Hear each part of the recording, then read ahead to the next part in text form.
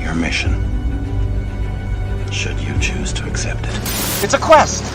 It's a quest for fun! Well, The Rock says, why don't we just cut right to the chase? Okay, now he wants to get together. Well, he wants to talk. I want you to do me a favor. I want you to tell all your friends about me. It's showtime, folks! What are you?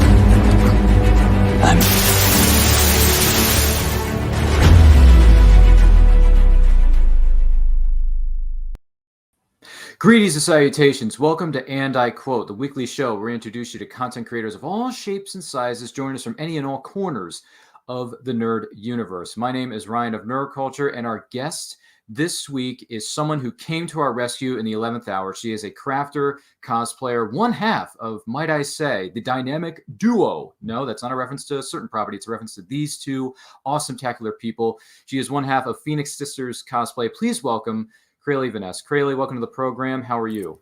Hi, I'm doing all right. Better now that I've seen your beautiful face.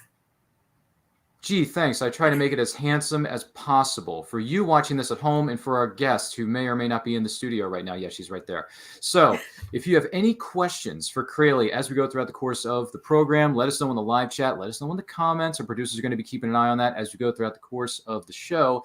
But in the meantime, first things first, Crayle, let's take a trip back in the Wayback Machine. What would you say are some of your favorite movies or TV series growing up?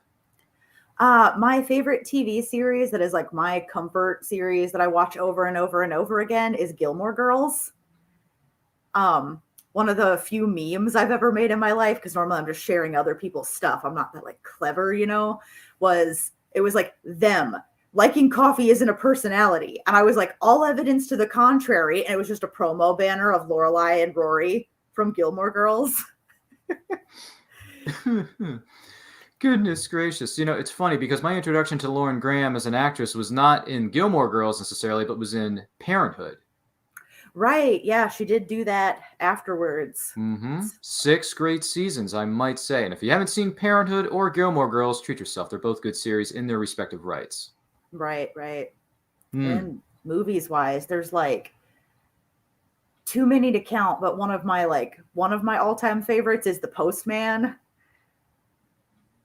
Have you never seen The Postman? Is this the one with Costner? Yes, he directed it. Are you serious? It's like 3 hours long. Yeah. Really? The Postman? Because I've only seen a clip of that where he walks through a village and gives people something, and then some woman walks up to him and says, God sent a savior. And he says, no, I'm just the postman.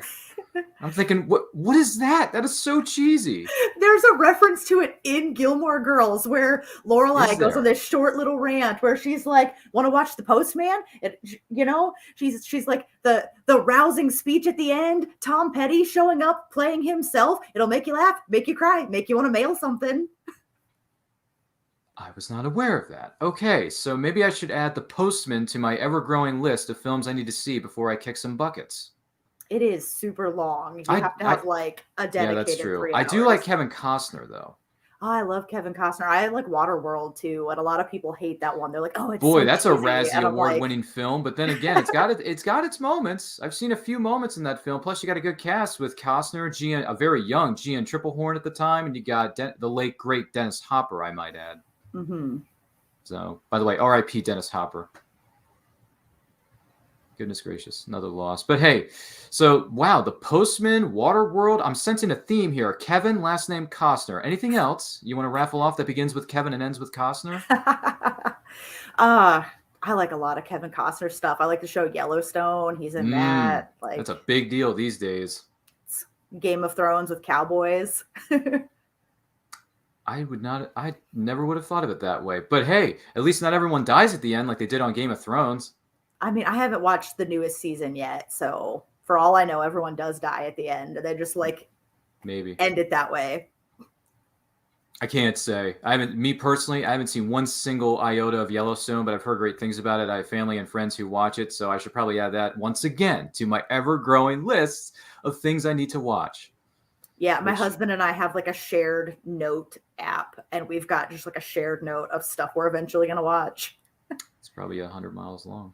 My goodness gracious. Any other TV series you want to raffle off? Or movies, I should say. Sorry, we've already talked enough about TV. Goodness gracious. Any more movies you want to raffle off? The original Pokemon movie. Shocker, I know. Nobody knows that I like Pokemon. Don't tell anyone. You got to catch them all. Right? Gotta catch them all. I want That's to the be only thing I know best. about Pokemon. You got to catch them all. Pikachu! That's all I know. Sorry. Well, if you ever want to learn, just hop into my message box and be like, Crayle, tell me everything about Pokemon. And I'll be like, this is going to take days. Yeah. Is there a class called Pokemon 101? Yeah, it's taught by Crayle Vanest. Look her up on Facebook. Maybe so. Maybe I'm wrong. I'm not sure. But anyhow, some people are already in here chiming in on the chat. My goodness gracious, you are all wonderful. Willow Schuyler says good afternoon to you one and all. Thank you, Willow. Good to see you too. Kelly Getner, I don't know who that is. She says, 2 of my favorite people, smiley face emoji. Aw. She's so nice. Our good friend Julie from Clubhouse. She says, hey, Ryan, what's going on? Willow says Yellowstone is such a great series. Wow. Okay. Well, should probably add it to my list then. Goodness gracious. Let's see. Julie says, Crayle, you seem like a multi-talented, multi-versed, hint, hint. We may be talking about something later. I see what you're doing there, Julie. Young lady, share some of your loves. Looking forward to getting to know you a little bit better as the show rolls on. Well, there you go. That's what we're here for. It's nice to meet you, Julie. Thank you. She is a wonderful person. She actually lives in the state of Florida. So what's up, Julie in Florida? Anywho, next thing on the board here for you, Crayle, favorite... Let's see. Oh, wait. I'm sorry. I almost skipped over another one. What were some of your favorite comic books growing up, if not now? Well, I actually didn't start growing up, really. Growing up the closest. I mean, I didn't start reading comics until I was 21 or 22 or something like that. But some of my favorite comics, I love Teen Titans. I've got like this. Oh, is that who it is up there? Teen Titans wall going on behind me. Yeah. Oh, there it is. So. Wow, look at all that artwork. Isn't that amazing? Look at all this artwork featuring different characters. Great display. One of my favorites, Hellboy. If you liked either of the versions of the movies, like Mike Mignola, and like the art style is really distinctive. It's like oh gosh, there are like so many things I could compare it to, but none of them feel quite fair. I love Mike Mignola, Hellboy, BPRD, Abe Sapien. His whole like Bureau of Paranormal Research and Defense universe is it's really great. Oh gosh, comics. It's so difficult to pick favorite comics. I really like Elektra, but I hadn't read any of the Daredevil comics. So this summer I finally bought some Daredevil stuff because literally what I would do is I would read Elektra trade paperbacks. And then when I needed stuff to fill me in from Daredevil, I would just go to like Wikipedia and Google like the storyline or wiki the storyline to get filled in from Daredevil because there's so much to catch up on. There's so much stuff. And then one of my like great loves of all time, obviously in the comic book world, is X-Men. There you go. Phoenix Sisters. It's all about Jean Grey and her Dark Phoenix journey. That's one of the things we are super into. The X-Men cartoons when I was a kid are one of the things that made me think I would really like comic books if like I knew where to start or how to get into them. So, or if they all sounded the same. If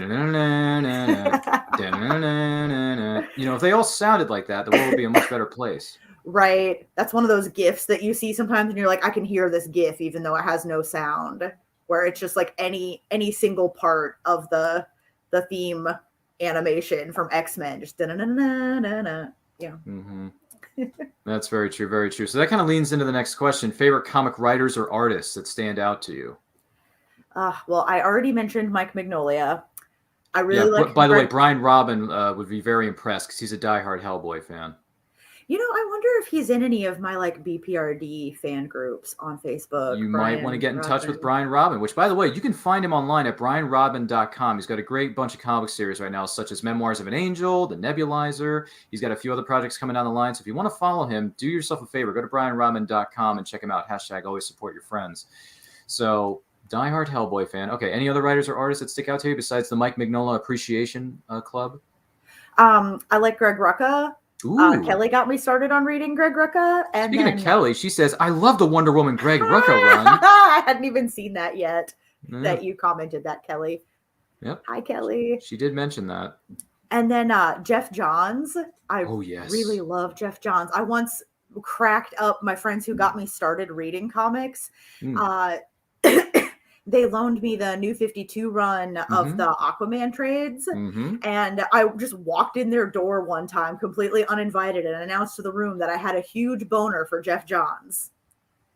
Boy, that could have been taken out of context a bit. But anyhow. It was out of context. They were just like, Crayle, nice to see you.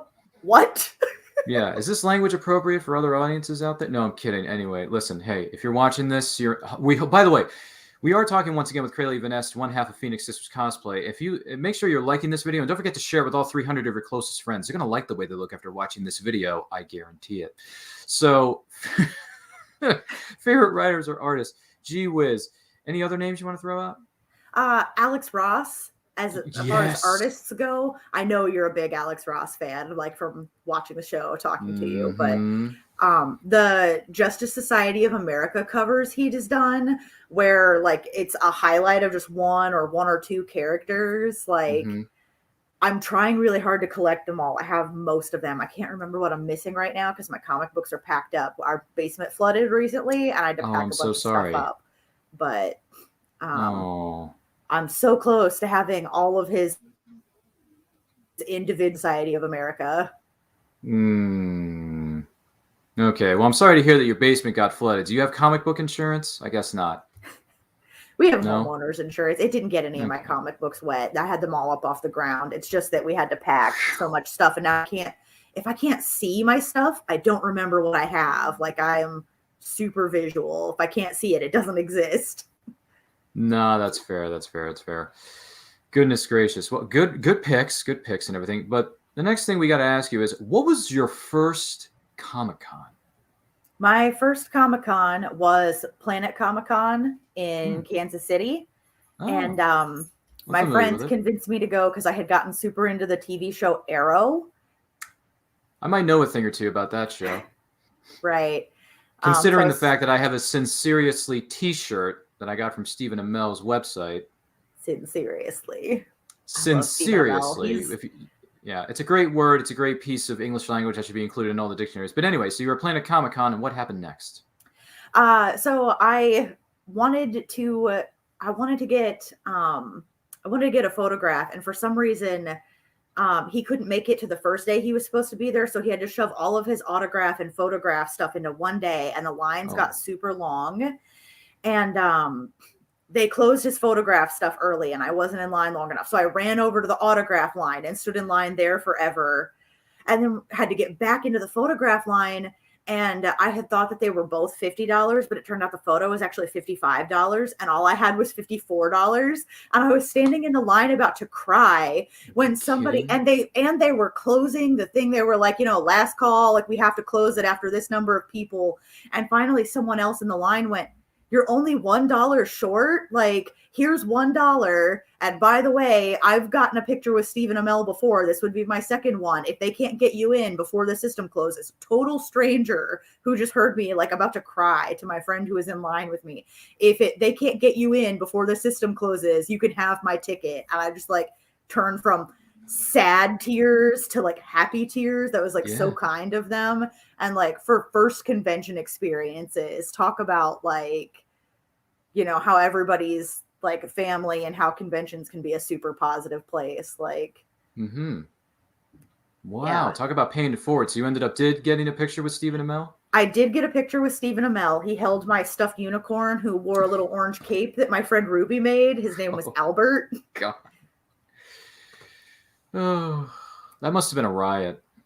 Oh, it was fun. It was super fast, so we didn't get to talk, which is a shame because he has a reputation as one of those celebrities that the handlers are like, keep it moving. He's like, no, let me talk about your shirt or your costume. Yeah, but he likes to interact with his fans respectively. I actually got a picture with him some years ago. I guess. Oh, no, she walks away as soon as I move the camera. Of course, my dog just tried fur to baby alert. Anyway, it's okay. We'll talk to them later. So I got a picture with Stephen Amell some years ago. This was before the world got on fire, and which still is, unfortunately. But got a picture with him. It was real quick though, and I was wearing my Sinceriously shirt. So he saw it and he was like, "Oh, that's cool, man." And then he just got the picture, and then we had to rush out because they were turning these things out one after the other, after the other. So I didn't even get a chance to talk to Steven, which kind of bummed me out. I'm like, dang. Aww. Got a picture with you in your Sinceriously shirt, and we smiled and we look good together. We're like bros. But it's like, Steven, I get a chance to talk, man. I'm bummed. Hopefully one of these days when Earth reopens and Corona Miley Cyrus gets the frack out of Dodge, then I can talk to Steven and we can have a nice, open-hearted conversation. I think that would be lovely. Anyway, wow, what a first Comic-Con. You met Stephen Amell. Any other names did you meet while you were there? That was the only one. I was in college. I was super broke. So that was the only like photo broke college kids. I should know a thing or two about that. Aren't you still a broke college kid? No, I just graduated. Thanks for asking. Congratulations. I'm thank happy you. for you. Now I need to learn how to adult and get a real thing and get a real job and start making money or something. I don't know. I mean, or everybody could just contribute and you could podcast for your job. That's true. That would be lovely, but I don't know if that's necessarily in the cards. But I am in the process of looking for jobs, so wish me luck. Going on a few interviews. We shall see how it goes. But this isn't about me. It's about you, silly. Anyway, great experience with the Comic-Cons and all that jazz. Let me ask you this. Who do you hope to meet at conventions in the future that you haven't had a chance to meet yet? Oh my gosh. It's probably a long list. So many list. people I would love to meet. So many people I would love to meet. It's hard to pick one right off the top of my head. Sophie Turner would be cool. I would like to ask her like if she knew anything about the Phoenix or X-Men or anything before she was Jean Grey. Yep. And I did like Game of Thrones too, but I'd probably, if I met her at a convention, have, X-Men on the brain more than that. Yeah, please. Game of Thrones, everybody dies. In X-Men, at least you get one character dies and everyone else survives, so we're fine with that. Right. Okay, let's see. Normally. I'd love to meet Sophie Turner. Jason Momoa seems like he's really fun and likes to interact with his Aquaman. fans.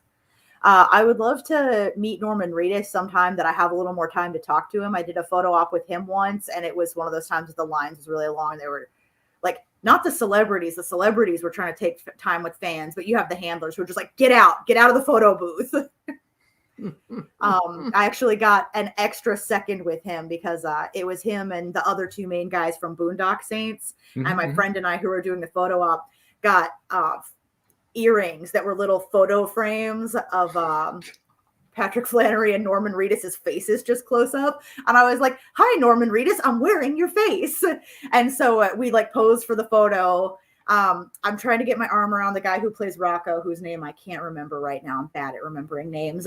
And like they took the photo so fast that instead of getting my arm around him, it looks like I'm trying to elbow him out of the photo, which at least it's funny, right? And then he stops. He puts his hand on my shoulder, like lightly, really respectfully. He wasn't being touchy at all. Puts his hand on my shoulder. He's like, "Wait, let me see your earrings." And then she goes, "Ha!" And then like literally the handler started to like usher me with her hands like out of the photo booth. But I would love to meet him sometime, but I can actually talk to him. No, that's completely fair. Completely fair. The man's done a couple of different projects in his career, so. Wants to be celebrated for sure. Julie says, "Oh my goodness, you love Hellboy. That's great." Kelly Gettner says, "Out of context quotes is something that we bonded over." That's what Kelly says. That's true. Talking about butt Tetris. Good Lord, that's a thing? It was after Kelly and I met. Gee whiz. Well, speaking of, referring back to something we spoke about a bit earlier with regards to movies, TV series, or even comic books, Julie says, "I used to like He-Man and the G.I. Joe cartoons back in my day, and I also love the Richie Rich comics and so on and so forth." Goodness gracious, there were Richie Rich comics? Yes, that was a real thing, and it still is. Oh, not to mention the superpowers, she says. Wow. Superpowers. Yeah, superpowers. Let's see here. Julie asks, "Are you also into horror films by any chance?" And I'm certain you're probably seen some Marvel comic films, aka MCU and non-MCU films. Have you ever met any of the stars of the MCU or non-MCU?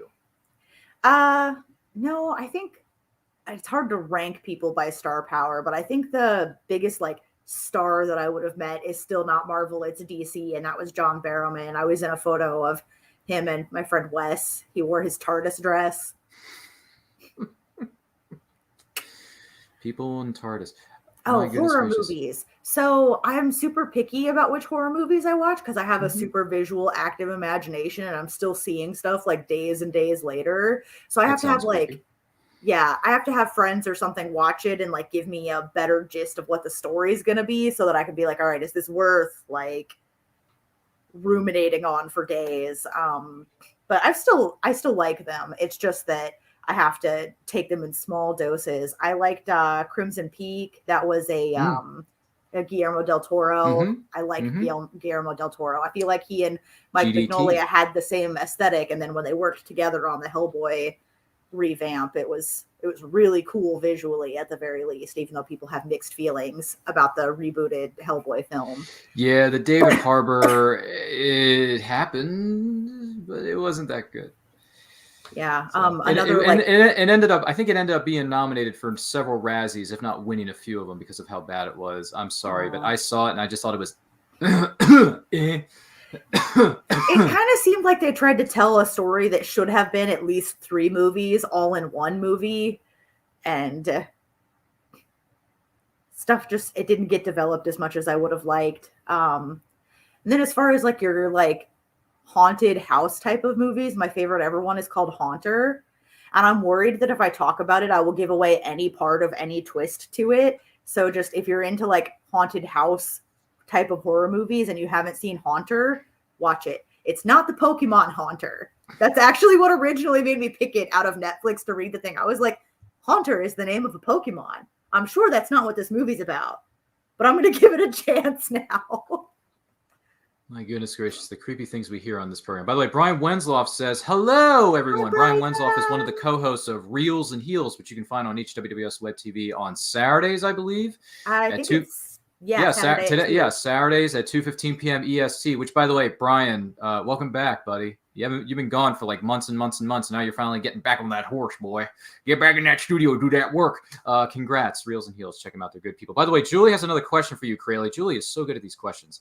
She says, how many Comic-Cons have you attended, and which one was your all-time favorite?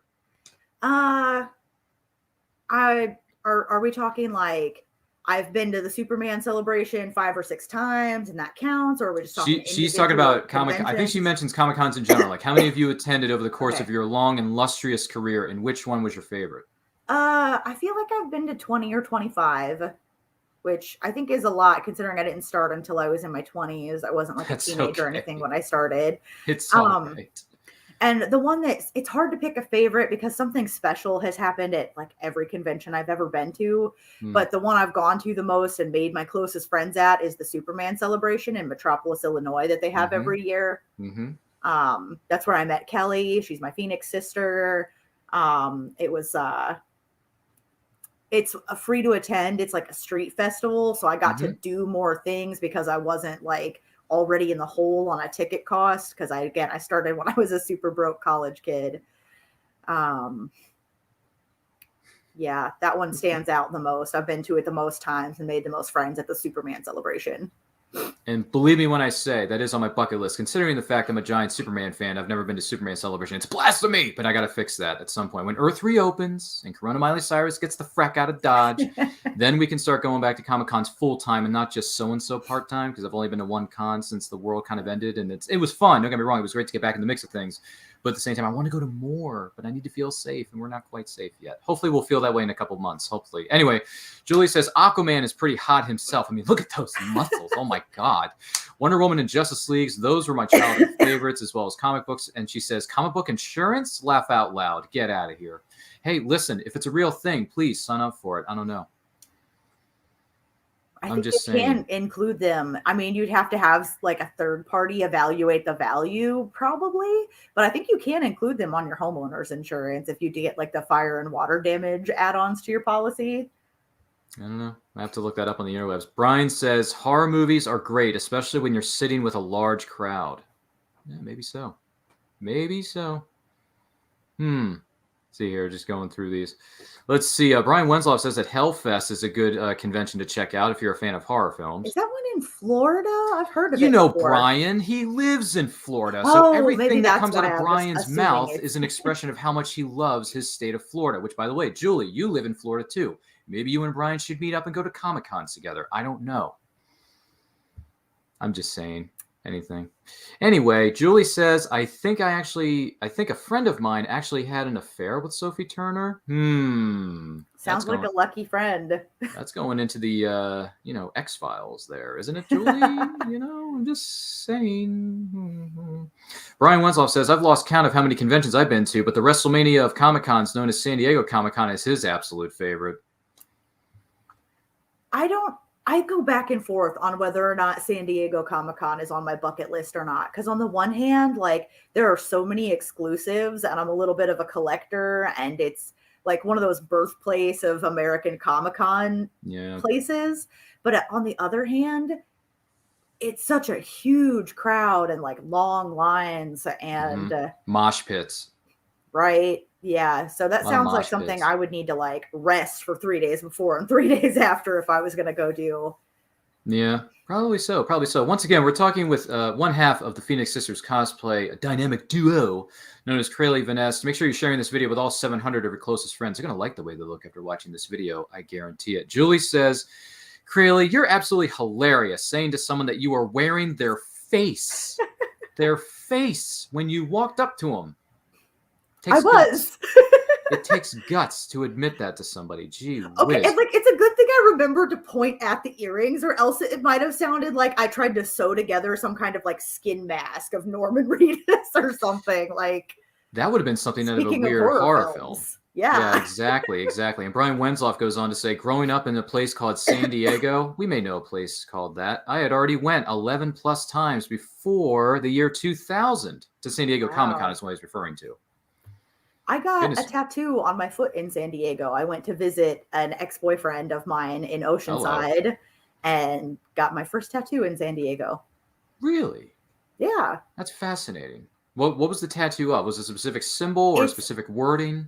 A line drawing of a lotus, and it has growth on it in the in like runic letters. So it's in English. I'm not like a language specialist for ancient languages. I just use that alphabet in English because I was worried if I put growth on it in English on my foot, it might remind people of like corns or bunions or other that type of growth on your foot. No. And so now people have to ask me what it says. Boy, that's an interesting way to start a conversation, is it not? But anyway, I digress. And by the way, if you have any questions for Crayle as we go throughout the course of the program, let us know in the chat. Let us know in the comments rather, because you guys are doing a great job. And for those of you who are watching us, thank you so much for being here. We cannot do this without you. So, Crayle, that actually leads into my next question. What was the first pop culture collectible that you ever bought? The first pop culture collectible that I ever bought. Yes. Could be anything. It could be a poster, could be a comic, could be a stamp, could be a Funko Pop, because Funko Pops are kind of a big deal nowadays. Could be a t-shirt, could be a costume, it could be anything. It was a Pokemon t-shirt. Wow, really? The one you're wearing? No. The first one I ever bought. I started working when I was like 11 years old under the table. So I think I was like 12 when I bought it. I think I bought it at Hot Topic of all places. And it is way too small for me now. It's in a tote full of t-shirts that I eventually want to have somebody turn into a quilt for me. Oh, well, that's interesting. That actually leads into our next question. What is your favorite type of thing to collect? What do you enjoy collecting the most? As far as like enjoy the most, because I'd spend so long like planning exactly which one of those I'm going to get because they're expensive and I need to have like a proper space for it. The like gallery statues, I have Phoenix in 3 different of her suits, White Phoenix, Green Phoenix, and Dark Phoenix. And then 2 Emma Frost statues in the same pose. Oof, but one of them is her in her like diamond phase, where like her body is see-through. There's like glitter and resin, but then her clothes and hair are still, colored. Kind of out of whack, and she's got to comb it back or something. I don't know. Maybe used from L'Oreal Paris, like Thor does, like Thoriel. I don't know. Yeah. Could be one or the other. Yeah. I don't have very many, though. Those are one of my favorite things to collect. But I also collect trade paperbacks. I like to get them all in the same, like, printing style and size and everything, so that they look nice and neat. I can see everything that goes together all at once. And then I collect prints like crazy. There are Again, my basement's kind of well, I mean, we've apart, seen your, but we've seen how that's- big your wall is, just the Teen Titans right there. and that's just the Teen Titans. That doesn't even cover the other half. Looking at my X-Men wall, and I have 2, 3, 4, 5, 6, 7, maybe 8, 9. So there are 11 prints with the Phoenix in them, or completely of the Phoenix on a wall over there that I can't show you because it's covered in boxes. Oh, you need more space for more collectibles, so you don't have boxes laying around all over the floor. We put this wall in our house ourselves. We've added another bedroom to our house. Nice. And we joke that we added a wall so that I had more walls to hang prints on. Yeah, it's called wall space. We might need some. Just saying. But my goodness, man, you have 11 prints of the featuring the Phoenix. Obsessed much? A little bit. Just a bit. Just a tad. Goodness gracious.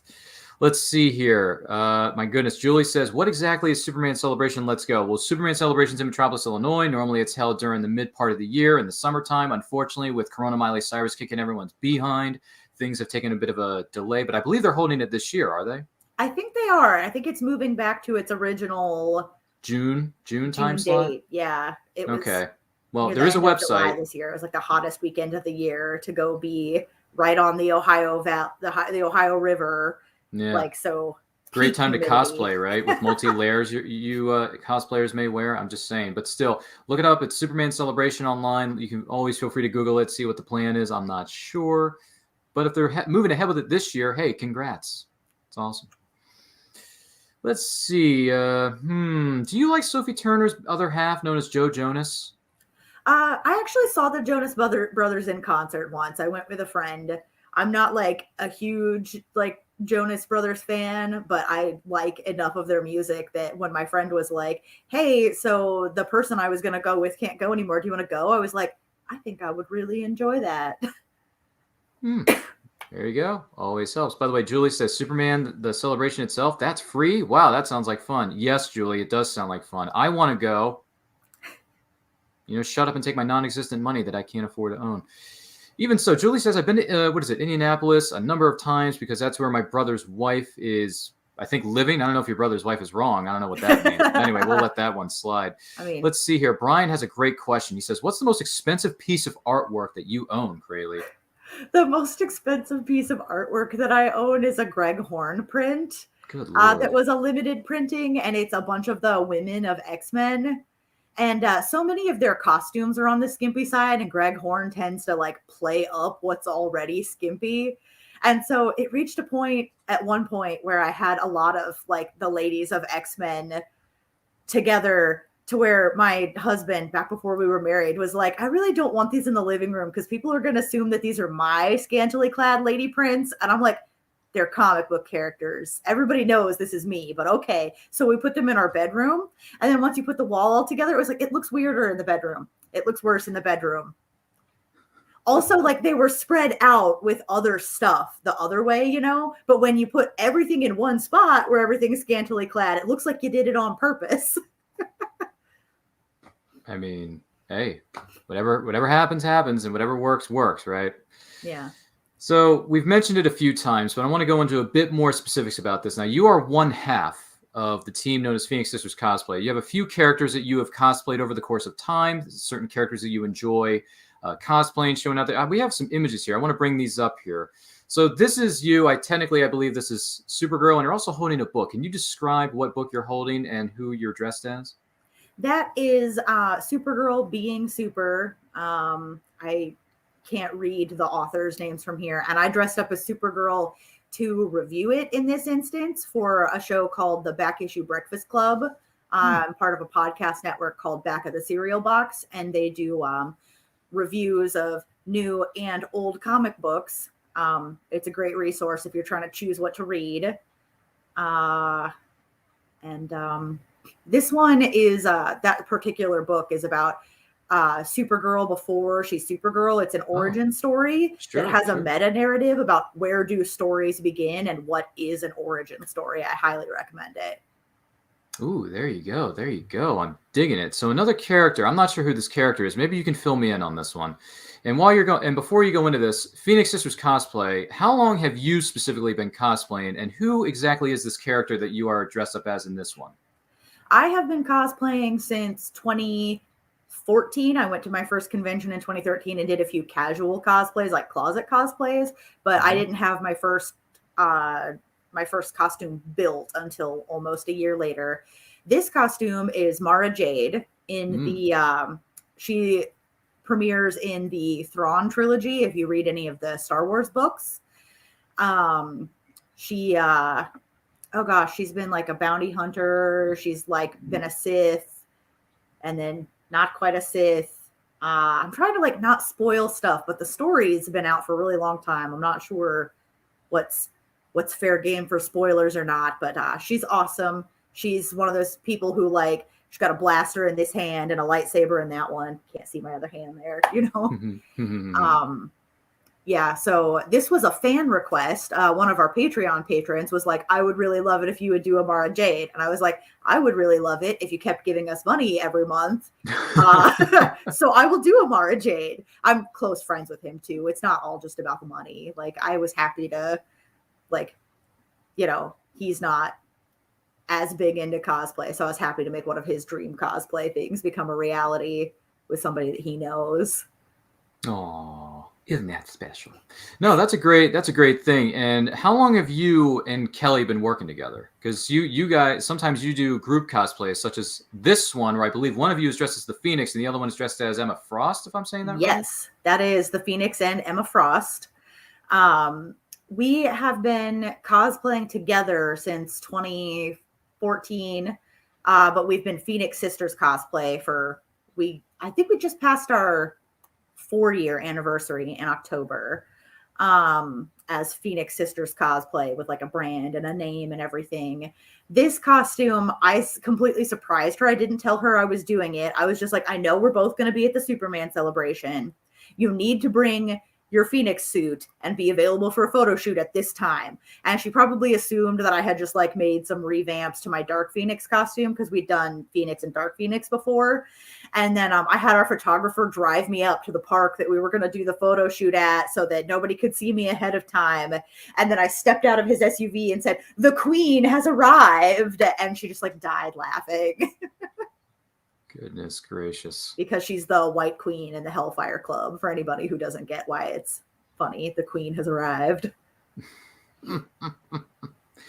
Oh my goodness. Well, these are some great outfits, great characters, don't get me wrong. And also, let's see, Brian has a question. He says, if you've seen it, what are your thoughts on the Batgirl costume from the movie that is coming out later this year from WB and DC? I haven't seen it yet. Mental note to Google that when we get off of here. Well, Brian, you're going to have to wait for her answer to that question, buddy. I'm sorry. She has yet to see the photo that dropped like it's hot on the WB Pictures Instagram feed, which I did DM to your Phoenix Sisters Cosplay account. Oh, okay, cool. Cool. So there you go. You can find it there. Don't worry. We look out for each other around these parts of the woods.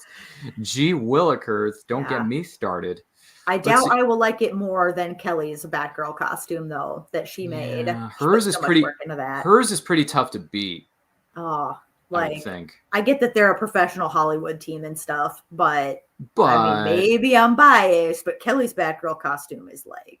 It's balls. Hashtag like balls. Yeah, you know what I'm saying? So aside from cosplaying, you also like to do something known as arts and crafts. Specifically, you like Pokemon, which, once again, this is one of the... for me personally, this may be one of the fandoms that I may not understand, but I understand that it is a big fandom, and there are a lot of people out there. Now, what exactly is this, and when did Pokeballs by Crayles start?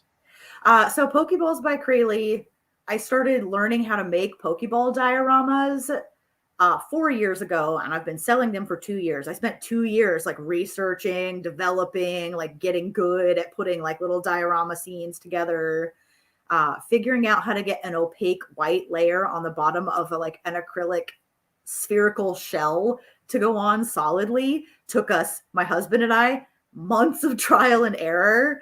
And so then this year, this is a brand new product that y'all are getting to see that hasn't like fully dropped anywhere. I started doing Poke mugs. Oh my gosh. And so they're a little bit less expensive, a little smaller, a little less conspicuous if you were decorating like an office cubicle or something. And so this is Evie making herself some s'mores in a Hershey s'mores mug. Right. Hey, it goes together. That is amazing. How long does it take you to put one of these things together? Does it take hours? Does it take days? Does it take weeks? What's the process like? The Pokeball spheres take 1 to 3 days to make. And that's not counting time that I spend waiting for paint to dry. Like, so much of my job is, what am I going to do on this other Pokeball? Well, the paint dries on this Pokeball, like, or this Pokemon project. The mugs have been taking me a lot less time, like 5 or 6 hours per mug.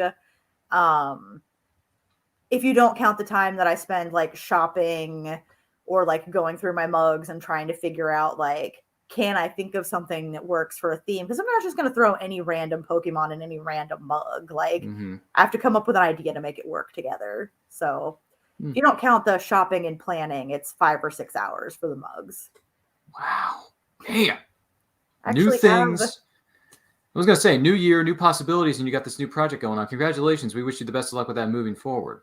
Thank you. I finally made one for myself to keep.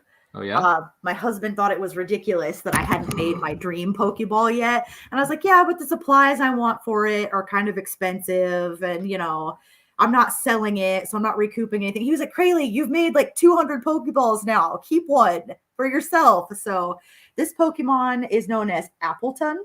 Aww. And in Pokemon Sword and Shield, to make this Pokemon that is a worm inside an apple where you can only see the apple. So I put a giant apple in there too. Evolves by finding an item that is a specific type of apple under a tree on an island that you can't access until somewhat later in the game. And in Shield, which is the version I have, you get an item that makes it evolve into a giant apple pie dragon who moves around like a really fat dog, the way he walks around. And it's the cutest thing. This is like, I never thought any Pokemon would unseat Ponyta and Rapidash, the Fire Horse and Fire Unicorn from the original 151 Pokemon, as my favorite. But I am so obsessed with this apple pie dragon dog now. I'm like, I never saw this coming. So I finally made my dream Pokeball. This is the giant size. Most of my Pokeballs are only like 5.5 inches, and this one is like 8 inches or something like that. You know, not all of them are the size of your head, but since I wanted the full island effect surrounded by water, I let myself make it giant. My goodness. So it's very unique and very creative, something that I personally have never seen before, and maybe you who are watching this has never seen before. And definitely check this stuff out, and links to where you can find all this stuff are located in the description of this video, so make sure you check those out when you do have an opportunity. Now, Julie has a question for you. She asks, am I right that you work in, what is it, digital media? And how have you used your love of comics, etc., in your work, or how would you like to use it more moving forward? I have worked in all kinds of digital media because I did digital marketing for 7 years, and you're kind of expected to do a little bit of everything, a little bit of graphic design, a little bit of web design, a little bit of knowing how video promos and stuff work, and then looking at all the numbers and data on the back end of everything to tell other content creators, make more like this, make less like that, because this is what's getting people to go to the website or buy the product or whatever. And I wasn't getting to use my love for comics in my line of work for any of the companies that I worked for or nonprofits that I worked for before. And so I'm finally getting to use my love of comics combined with like marketing and nonprofit work and digital media when I work on Phoenix Sisters Cosplay and our brand and everything that we have going, because we've got everything from like Patreon to like a Facebook brand and stuff like that, to the Multiverse Fundraiser, which is it's a free online convention that we run where we have panels and everything and raise money for a different cause every year. So I'm finally like in my freelance or in my own like time as a volunteer getting to combine digital media and my love of comics by making content that relates to like the fandom niches that I like. So it's an exciting time in my life that I'm finally getting to do that. I'm so glad you asked, Julie. That is a great question, and thank you all for the questions. And by the way, Julie comments by saying, hot topic, are we not allowed to shop there anymore as adults? I refuse to let that stop me. No, you can go to Hot Topic. If we're not allowed, I'm breaking the rules. Seriously, if loving Hot Topic is wrong, I don't want to be right. I've bought some swagger from Hot Topic, as I'm sure Crayle has. Oh yeah, they had Sailor Moon shirts last year, tons of them. Really? A bunch of Sailor Moon shirts. Well, Julie has another very intriguing question, so you might have to think a bit hard about this one. She says, your prints that you have behind you as well as in your collection are amazing. Does your hubby like the same things that you do? If not, does he at least support your passions? He likes most of the same stuff that I do, but okay, so I like most of the stuff that he likes, but I like more nerd things than he does. As far as like geekery fandom. So like if you were to turn it into a Venn diagram, the circle of stuff that he likes would be like inside the circle of stuff that I like. He is super supportive. He wasn't into cosplay before we met, but now when I'm like, hey, I really need you to be Scott Summers, he's like, I'll have fun with that. I like that. As long as we do it together. And he wants to do a Mandalorian cosplay with like this red Mandalorian armor from a Star Wars, I think, book or video game that he's read. He knows way more Star Wars stuff than I do. Like, so we've got overlapping fandoms. I'm just into more of the like geeky DC and Marvel stuff than he is. So that awesome. And so I'm able to recommend the stuff that I like that I know he's gonna like because I know him well enough now. Like I made him watch Avatar: The Last Airbender, the show, not that other thing that we don't talk about. The M. Night Shyamalan movie? Yeah, that. Of which we do not speak, Ryan. Sorry. Where I was like, so memes for different fandoms have sort of like a tone and a language that is a little unique to each language, and he's super into Star Wars prequel memes. And I was like, even if you're not that into like the story Avatar is telling, the meme community speaks the same language. Like they have the same tone and humor as the Star Wars prequel memes. So you need to watch the show just so you can understand the memes. And he did end up liking the show, but yeah. Oh, there you go. Great stuff. Thank you very much for answering that. Julie says, I've always been in love with Joe Jonas, but I didn't realize I forgot that he was with Sophie Turner. Oh my. Okay. I had forgotten too. Hey, the things we learn on a daily basis, the more you know. By the way, Brian says, I shop at Hot Topic lots and lots, so don't be ashamed. There you go. By the way, Julie says, girl, you are rocking that Supergirl outfit, making me think I should be that or even Wonder Woman for next Halloween. Thank you. Oh my gosh. I get so many comments on that Supergirl costume, and like, I almost didn't do it. She's my stepmom now, and she was my dad's fiance. And I went to a Party City store was closing and liquidating all their inventory. And not being a cosplayer herself or anything, she picked up this shiny blue leotard and was like, this is majorly on sale. You should do a Supergirl costume. And I was like, I don't know if I want to commit to a whole nother build right now. Okay, this is a really cute shiny leotard. It is super on sale. Super duper. I have to be Supergirl now. And like now it's one of my most frequently worn costumes. Gee willikers. Awesome sauce. There you go. By the way, I don't know who David McDonald is, but he chimes in by saying there is no live action movie in Basingse. What exactly does that mean? And by the way, do you know who David is? Because I don't know who that is. That is my husband. Oh, that's the love of your life. Hi, David. Welcome to the show. Thank you so much for being with us. Anyway, what does he mean by there is no live action movie in so-and-so? So the capital of the Earth Nation in Avatar: The Last Airbender is surrounded by really thick walls and has like a really secluded like inner political circle where the propaganda has gotten so strong that even though the whole like series of continents have been at war for 100 years, in Ba Sing Se, they think the war is over. There is no war in Ba Sing Se is like a propaganda line that gets repeated. There is no war in Ba Sing Se. And so there is no live action movie in Ba Sing Se is a play on that because we just don't like to think about it. Kind of the way the political elite of the Earth Kingdom in that show don't like to think about war. Right on. Okay, the more stuff we learn on this show, the better off of human beings we're going to be. Because I've only watched a few episodes of Avatar: The Last Airbender, and I just it didn't vibe with me all that much, so I just kind of let it go. So, I don't know. Maybe I'll have to give it another chance. There's so much content out there, though. You don't have to feel guilty for not finishing something, okay? It just didn't vibe with me at the time. But Julie goes on to say, girls with lightsabers, that is freaking awesome. I feel like I'm not worthy to be in your presence. But then again... Oh, Julie, you're making me blush. And Julie goes on to say, and this is an intriguing question. She says, wait a minute, people are paid to cosplay? Where do we get these gigs exactly? Laugh out loud. Well, the amount that we get from our Patreon definitely doesn't cover like the cost of the costume. It just defrays the cost a little bit.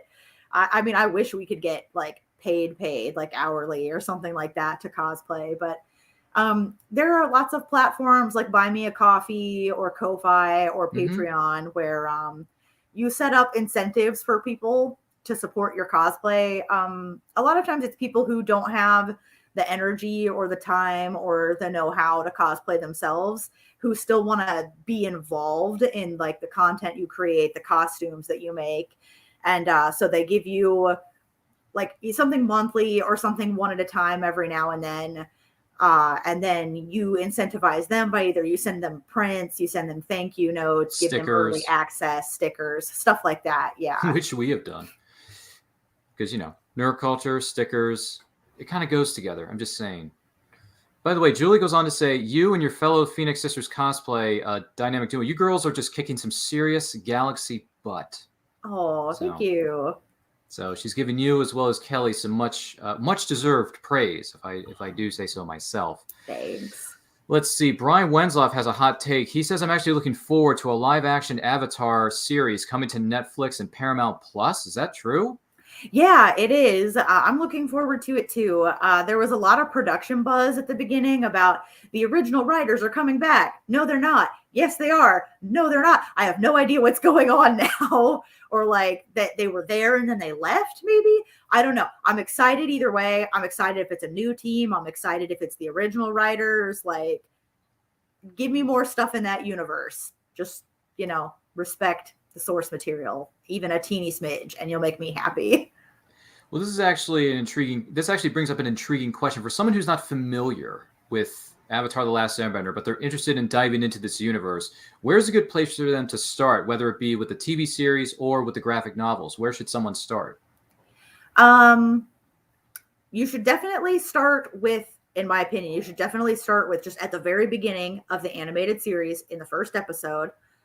Watching as an adult, though, the first 5 or 6 episodes, it's hard to get them to hold your attention because the show is designed for kids. It has some really deep themes and good messaging and like really great writing where like this character's journey is a mirror image of that character's journey. But you have to give it a good 5 or 6 episodes before it really is going to catch your attention as an adult. So I will say that, like story-wise, like for the continuity and building it and everything, start at the beginning. I don't recommend that for every show. Like when I got my husband into Parks and Recs, I started him in season 3 because season 1 is kind of rough. Like, but for the story that they're telling. Right. From what I was told. And then Ron Swanson walks in after you had him start watching season 3 and he says, I'm really proud of you.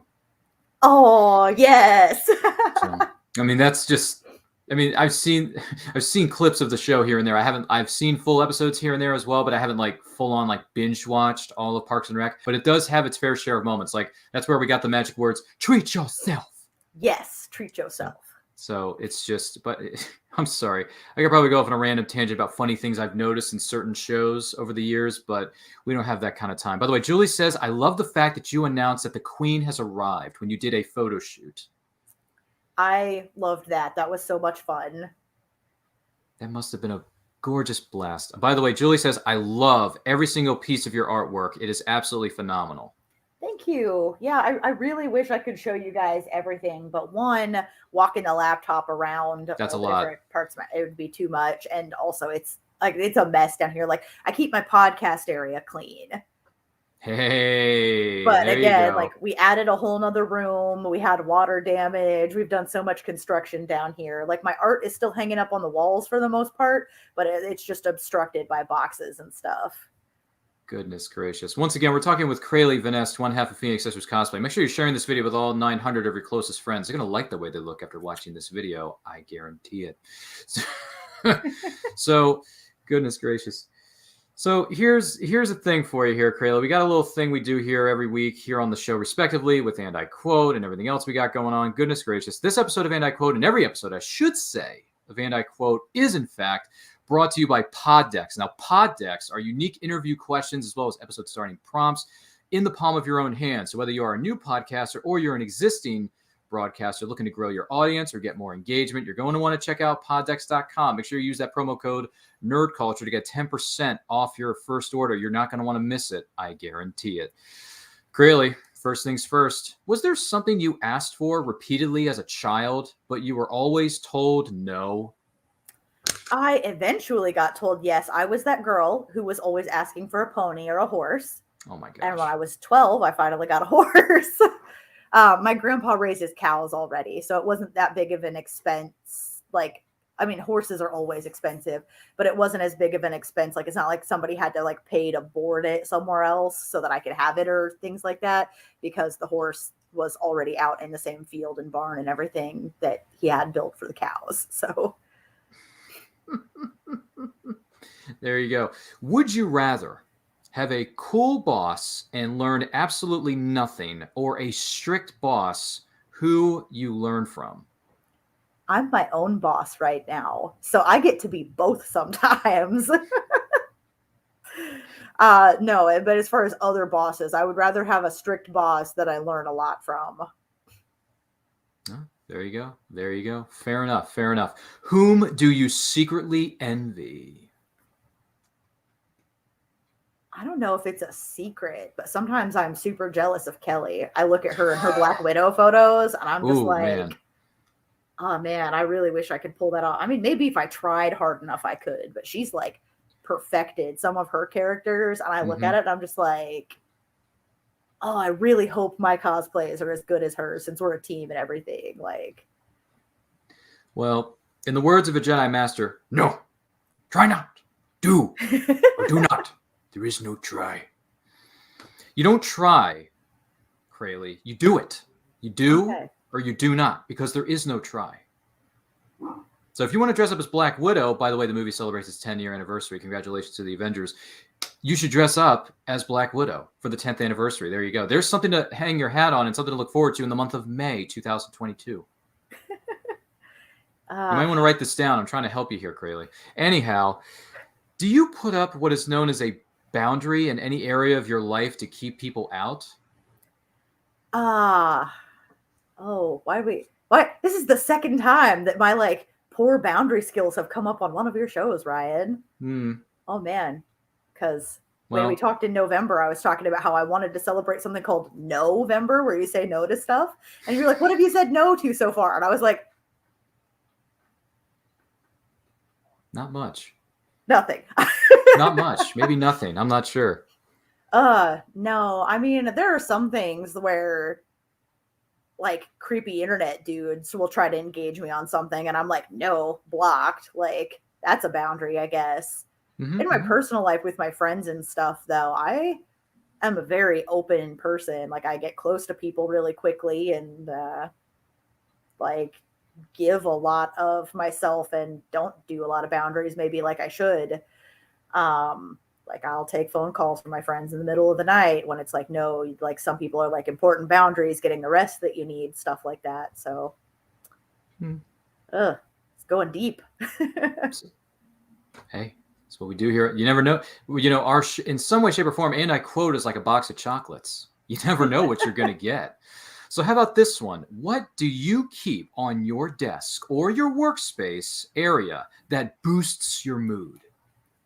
I have on my big desk for like computer work and digital work and stuff like that. I have a Rory Gilmore pop figure from Gilmore Girls that my friend Mark gave me as a gift. He was just like, you need cheered up. Have a gift. He's good like that. And then on my work desk upstairs that I do my Pokemon stuff, I have a bunch of fake flowers that I cut up into smaller pieces or like use the petals as like fabric sprinkles and stuff like that in my Pokeball dioramas. And one of the things that makes me happy there is I have a bucket, a red like aluminum bucket full of my fake flowers that has the Sriracha logo on it. I love Sriracha. I'm not quite sure what that is, but Julie has a question that may go along with it. She says, I noticed that you cook. Will you be coming out with any Pokemon desserts or delectables in the near future?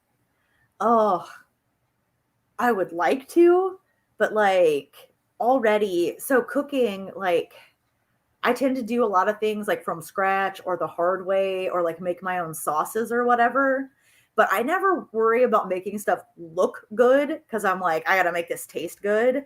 And there's already so much planning of getting the timing and everything to come out right. Like when I do like a pasta and like red sauce with meat in it or something, I make my own marinara. I don't use the stuff out of the jar. I'm going to at some point start crushing my own tomatoes for it instead of using canned crushed tomatoes even. So I feel like just making it look really cute or like a Pokemon or something is probably more than I have the patience for once we get into food. Gee willikers, awesome stuff. Julie says, what is the unit that you store them in? Reminds me of a biodome in regards to your Pokemon, Pokeballs. All right, so these are the snap together in the middle acrylic Christmas ornaments. So sometimes of year, places aren't making them because they're like, we don't have the demand right now. And then I have to pay more because I'm buying like the left up store of what people have. And these giant ones are like really hard to find. My smaller ones, some of the smaller ones are easier to find sometimes, but I end up snipping. You can still see it a little bit sometimes under the electrical tape. I'm just revealing all my flaws, wearing it on my sleeve here, is where the little hook was to put the hanger on. I break that off with wire. Right. Oh, I think you froze there, Superstar. Oh dear. Crayle, you seem to have frozen. You may want to jump out and jump back in. Cutters. There you are. Yep. Froze there for a minute. Oh boy. Well, this just got interesting, didn't it? Anyhow, so once again, we're talking with Crayle Vanest, one half of Phoenix Sisters Cosplay. She's going over how she makes her Pokeballs, which are very special kind of things. You can find it on Instagram. Links to where you can find all this stuff are in the description of this video. And in Crayle, like I said, I think you're having technical difficulties because you're frozen, so you may want to jump out and jump back in. But while you're doing that, see some great comments from you all here. Let's see. Let me take this out. Let me see. Let's try this again. You there? Can you hear me? Yeah, there you are. Okay. Cool. Gee whiz. You cut out as you were describing how you put these things together, and you said that the middle part of the piece with the electrical tape broke off or something. Oh yeah, I cut it. They're underneath the electrical tape here. This is electrical tape, by the way. This stripe, all the outside, it's already the perfect width for most of my Pokeball sizes. And the Christmas ornaments have the fillable Christmas ornaments that I buy have a like a hook thing here, and I cut that off with wire cutters on purpose. And then instead of it hanging this way, it turns this way, and I paint half of it. So there you go. There you go. By the way, in regards to your cosplay, Brian Wenzolf chimes in. He says, "I want to see you pull a Firestar from the 1980s Spider-Man cartoon." Yeah. That would be fun. Although if I do a Spider-Man related costume, though, it'd probably be Black Cat first. Her look is so great. Oh, like, Black Cat from Spider-Man. Yes. Felicia Hardy. Yep.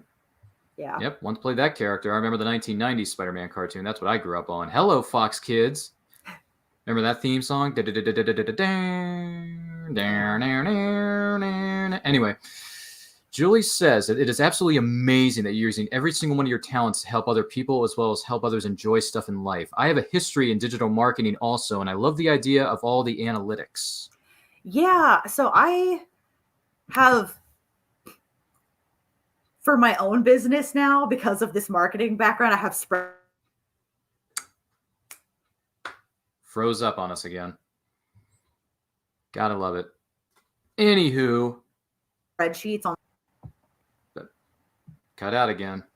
All right, am I back?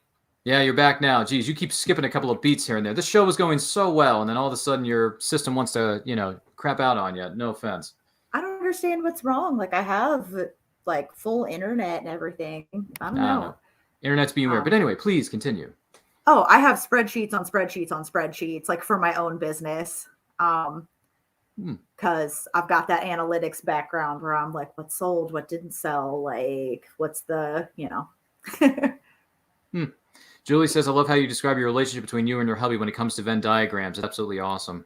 I really like visual. I like graphic tools. I'm into analytics. So like that occurs to me for all kinds of things. I'll be like, so if you were to put this on a graph or a graphic image, and people are like, some of them are like, oh, I know exactly what you mean now. And other people are like, why are we talking about graphs now? Yeah, it's a good question. Julie says, if I'm going to put cosplay together, it's like Party City for me. Now it's back to the dollar store, probably. Maybe even Amazon to find costumes for myself. You never know, Julie. There are plenty of websites out there. Yep, plenty of websites out there. Goodness gracious. And by the way, Julie says, I can't watch any more television shows. I have too many already that are stored on my DVR that I have yet to get to. We feel your pain. Jeez. Let's see. Brian chimes in. He says, Firestar is actually going to be in the next trilogy. What do you mean by next trilogy? What does that mean? Like trilogy of Spider-Man films? And Bobby Drake, a.k.a. Iceman, who's rumored to be played by Tanner Buchanan, a.k.a. Robbie Keane. I'm not familiar with these people, Brian.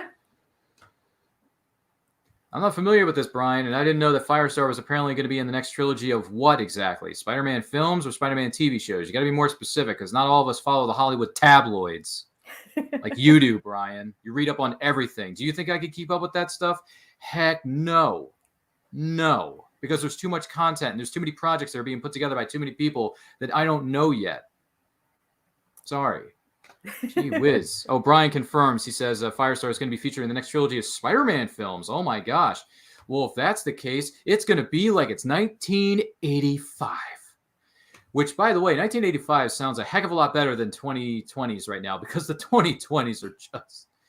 Oh, boy, it is not easy to live for. And by the way, Brian says that Tom Holland's character is going to be featured to be in college in the next set of films. Okay. Okay. Well, hey, if that's the way... They're moving forward with Spider-Man, because apparently Spider-Man made all the monies in the last few weeks with the new film No Way Home, which I haven't seen yet. Have you? I have not yet. Yeah, I haven't seen it either. But I've heard some things that are spoiled for me on the interwebs, but I don't get bothered by that. Well, for this movie, I don't, because I didn't really have any interest in No Way Home. And then someone told me a spoiler in a private conversation one time, and I thought to myself, you know what? That's a gutsy move that they did in that movie. I may need to go back and watch some of this footage. I wasn't as excited about it either. I think I've still got a little bit of MCU exhaustion. Yeah. I mean, it's too much. I still think they're putting out like quality movies.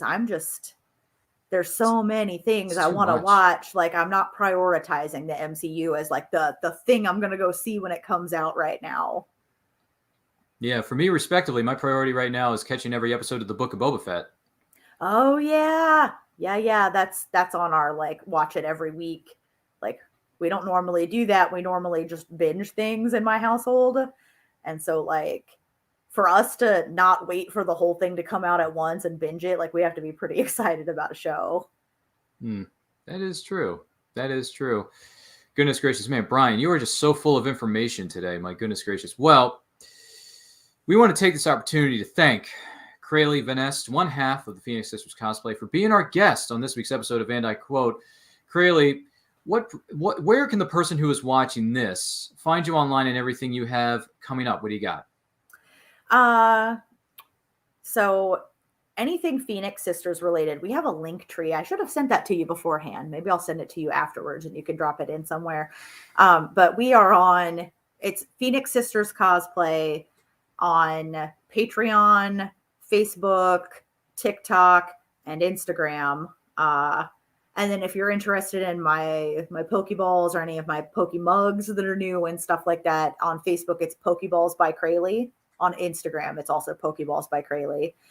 I also check my message requests from strangers pretty frequently. So if you like have something actually cosplay or Pokemon related, not like being creepy, I am not inviting that. But if you have something Pokemon or cosplay related that you want to ask me, I'm Crayle Vanest. That's my last name. And I do check my like little message requests things. I don't promise I'll answer just every conversation, but I do keep an eye on that inbox. Oh my goodness gracious. No kidding.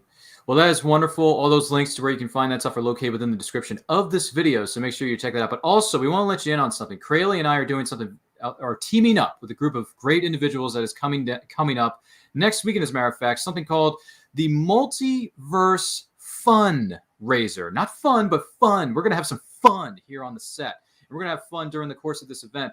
Now, Crayle, here's the graphic. Here are a bunch of guests that are going to be there. We have people from Noah freaking Wiley, from The Librarians, Falling Skies, ER, which, by the way, ER is one of the greatest medical dramas of all time. You got Sarah Douglas, who played Ursa from Christopher Reeve's Superman films. You also have Camille Mitchell from the Smallville TV series, a.k.a. the greatest comic book TV series of all time. All time. And you got a whole bunch of other people. So, Crayle, tell us a little bit about the Multiverse Fundraiser and what we can expect. So this upcoming weekend, not this weekend going on right now, but next weekend, this upcoming weekend, we are having a free virtual convention, free to attend. You can find us through the Back of the Cereal Box YouTube or through the Multiverse Fundraiser and Back of the Cereal Box Facebook pages.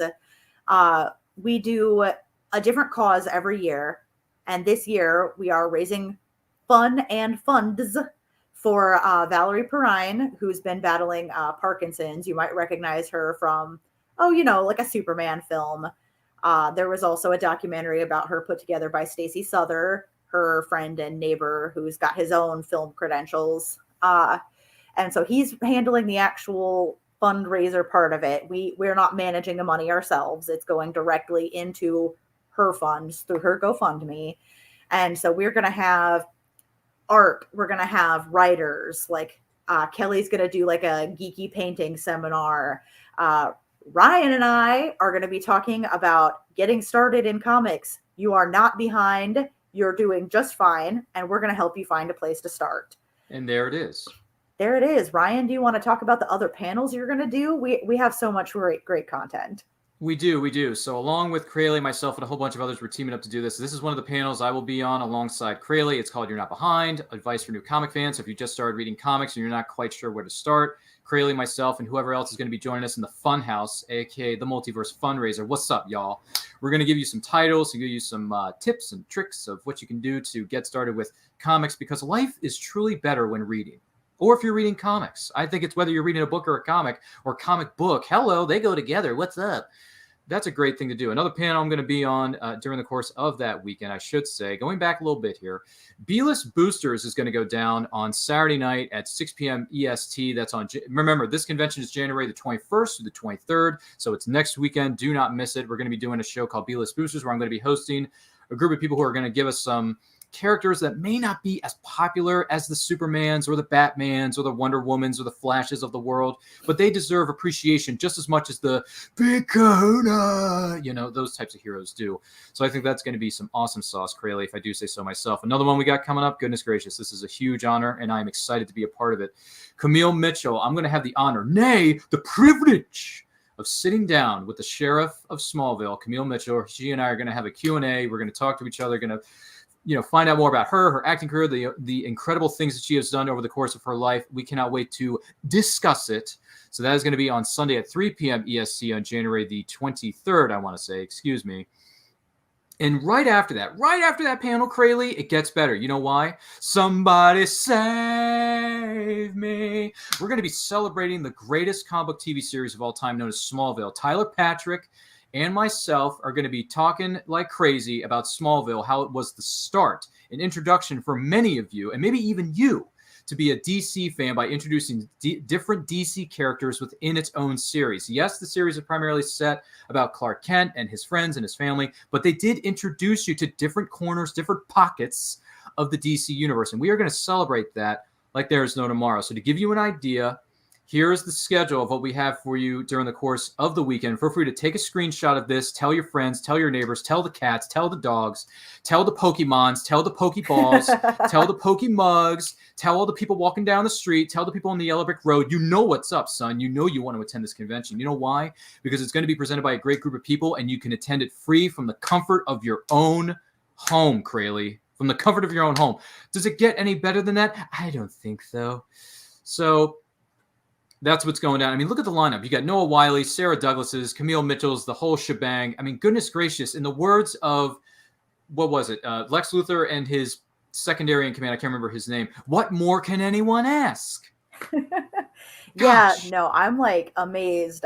Kristen on our board Yes. is so great at reaching out to celebrities and really pulling in that star power. Like I look at this like really star-studded lineup and I'm like, really? I'm helping organize this? Like these are names people recognize. So I'm really excited. And I mean, our non-celebrity guests who do like our writing panels and our like artist panels and cosplay stuff are still incredibly talented people. Like it's a privilege to work on this project, and it feels really great that it's for a different charity every year.